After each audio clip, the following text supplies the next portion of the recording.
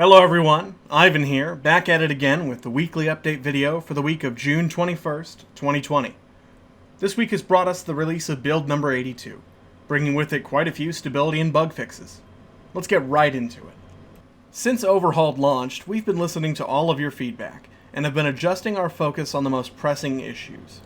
The ones with top priority right now are performance related, namely the abnormal RAM consumption causing crashes, the loading area stuttering, and the spawning trains stuttering. We've been working on all of these issues since launch, and in today's build 82, we've resolved the first one, the RAM consumption. We've entirely remade how terrain is loaded, which no longer takes up more memory than your RAM can fit. Formerly, we've released a guide on how to increase your virtual memory to prevent crashes. However, with this update, that should no longer be necessary. Not only should this change fix most of the crashes, but it will likely allow us to reduce the minimum RAM requirement from 16 gigabytes down to 12, just as it used to be. The game might run on less too, but we haven't tested that yet. Please let us know how it worked for you. Even though the stuttering fix is yet to come, loading new areas should be slightly faster with this build already. Also note that this fix is still somewhat experimental, and some more rare types of crashes can still occur. We'll be keeping an eye out on the bug reports and support channels for any issues that may arise. Another long-wanted change that's come in this update is to the shunter, doors. We've added working, interactive doors to the shunter, and are used the same way as on the DE6 diesel locomotive. New to the Career Manager is a player stats page, which will show you your current copay amount and the total current time bonus deadline effect, allowing you to see how much your career has grown. Also changed with the career is that the cost you pay manually servicing your locomotives now adds to your copayment amount.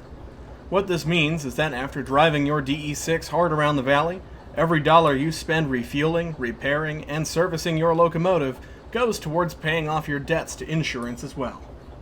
A few troublesome spots in the valley have been reworked for better overall gameplay and navigation around yards. This includes the troublesome iron ore mine chutes not colliding with the DE6, moving around the harbor's D yard so that you can fit a flat car with you onto the merge track, as well as making sure you can service your steamer at the IME service station, no matter which direction your locomotive is facing as you approach it. Based on your feedback, for VR, we've added an option that forces the trigger on all controllers, except for the Vive wands, to operate all train controls.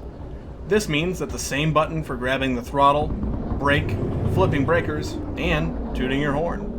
This also means that the grip button only works with items, like your map, comms radio, and the like. Even further, this option is now the default for index users. Let us know how you like this option, and if you think it should be made default for all controller types. Also fixed are a few bugs, including moving when interacting with items in your left hand, a fix for the comms radio not always working when taking out of your belt, and fixing sending yourself to the Shadow Realm when opening the pause menu while holding an item over your wrist orb. Of course, there are quite a few other smaller fixes. These can be seen in the changelog, posted on both the Steam news section for the game, as well as the official community Discord server, which just passed over 6,500 members, by the way. That's all for this weekly update. For now, drive safe, and we'll see you in the valley.